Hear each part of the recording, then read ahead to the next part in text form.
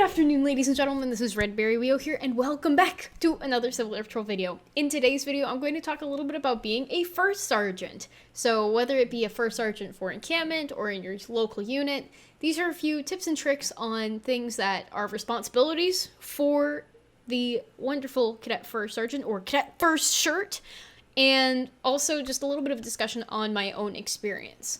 So let's talk about some of those responsibilities. If you've read the Learn to Lead books, there are specific responsibilities of the NCO. And I do have a video for that, and that should be linked in the iCard.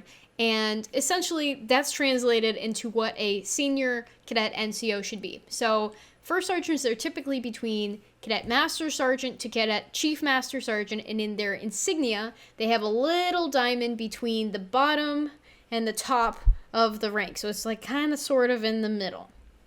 Okay? And with that role, there are several responsibilities that are key to the functioning of the unit. And one of those is leading drill and ceremonies. They also lead PT. And sometimes first sergeants can delegate that off to other NCOs, like delegate it to the cadet flight sergeant for a specific flight, and the flight will conduct PT, and then the first sergeant can provide feedback to that flight sergeant, which is a really great mentoring opportunity. And then they also assist with inspections. So if the cadet commander is the inspecting officer, then the first sergeant can assist providing notes, maybe even taking measurements or anything like that as needed. And as a first sergeant, you also fall in the entire formation, which is a really cool thing. And you would be like, squadron, fall in. And then the flight sergeants would have their flights fall in, and then you report to the cadet commander what the accountability is, and then when the cadet commander says post, then you go to your little post. But that's a pretty fun thing that you might enjoy. As a first sergeant, it's kind of your role to anticipate the needs of the commander. Because in the military, an NCO who's like a senior master sergeant or a chief master sergeant has years of experience in the military. And they might be reporting to like a second lieutenant or a first lieutenant, which might have 1 to 3 years in the military. And so the NCO, in Civil Air Patrol's terms, does a similar thing, but they may not necessarily have as many years of experience as the cadet commander. So it's a little bit different, but you can still try to anticipate the needs of the cadet commander and provide suggestions and solutions to potential problems that haven't even really, turned into something major yet. For example, you could advise the cadet commander on curriculum that you think could be better reviewed or more reviewed with your unit in terms of drill and ceremonies. If you notice something with how the schedule's going during the meeting, then you could propose a solution with the schedule and updating it. So let's say a senior member went over by 15 minutes on their class and now you're running behind. The first sergeant might go to the cadet commander and say, "Sir or ma'am, we're currently 15 minutes behind on the schedule, but right now I highly recommend that we just proceed with the next class, and then when we have flight time later, we would reduce that by a little bit, and we would also have a shorter closing formation at the end to kind of make up for that time difference. What are your thoughts?" And then the cadet commander could make that final decision on what they would like to do with the meeting.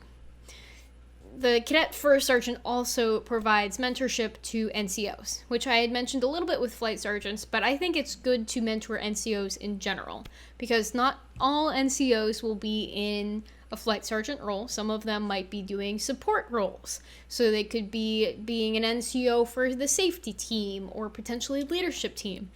And the first sergeant can kind of check in with each of those teams, supporting the cadet deputy for support and the cadet commander to help ensure that there is mentorship and communications taking place between those cadets, in addition to coordinating with their senior member counterparts.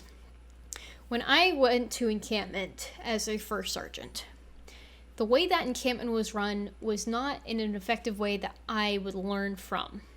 The key takeaways that I took from that encampment was that it was okay to yell at people, and that I could just do PT, and that was the only thing that I was really in charge of.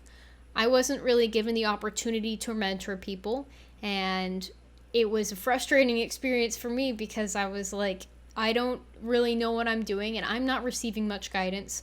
The cadet command chief for the encampment didn't really provide any guidance to the first sergeants other than telling us that we would do something called story time before the cadets would go to bed, which is technically against regs now because they're supposed to have personal time, which isn't training time.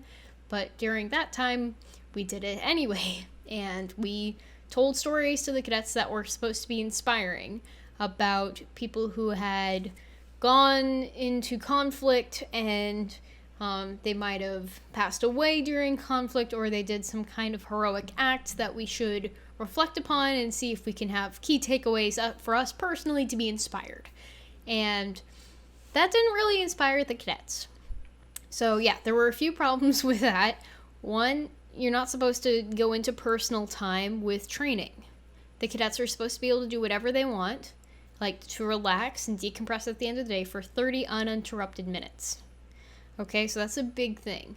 And we didn't really get a lot of insight from the cadets on if they were taking anything away from it. They were just kind of sitting there and they're like, oh, that's a cool story. And then they would go to bed.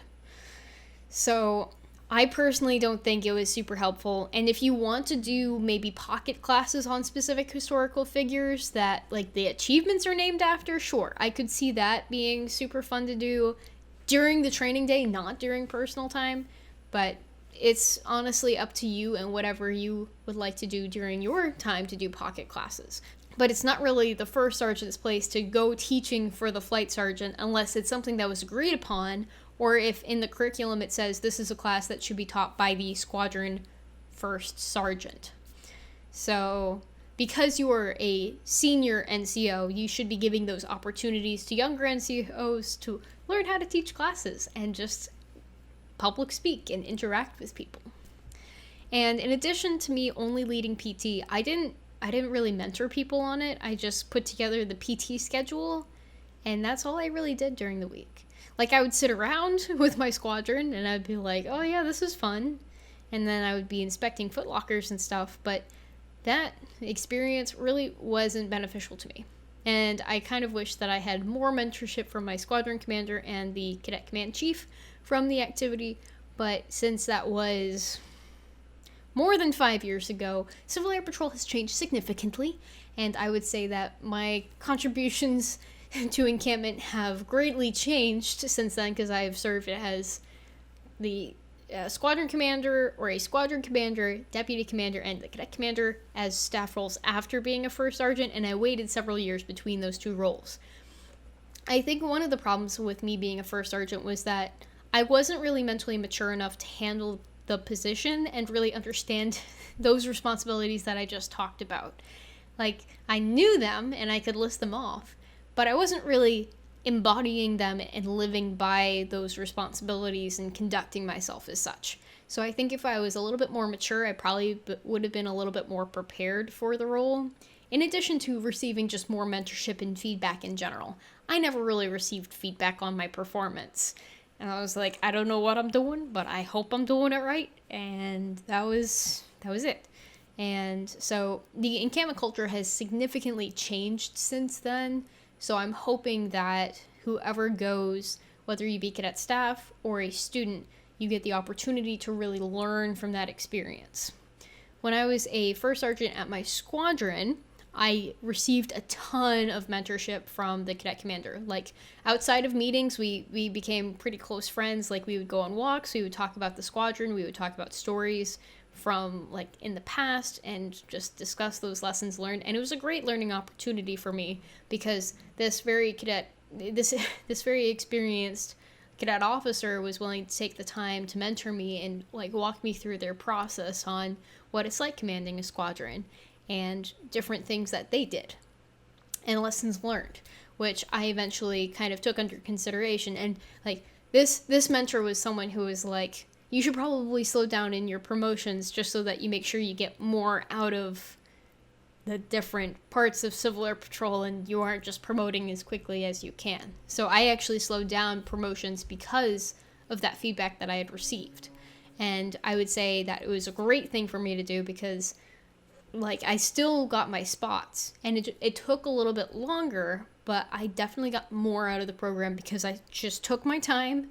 I learned what it was like to be in phase 3, and then when I was ready to promote again back at that normal pace, I was like, okay, I feel mature enough. I feel like I have the experience. I understand how to delegate, and I can communicate more effectively, way more effectively than when I was like 12 or 13. So I think that I can handle myself in higher command roles better. And I did.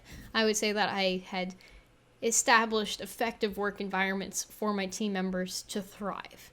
So that's everything that I'm going to say for this video. If you guys are interested in more of these, just let me know in the comments down below. Thank you so much for watching, and that is all, folks. Until next time, doodles.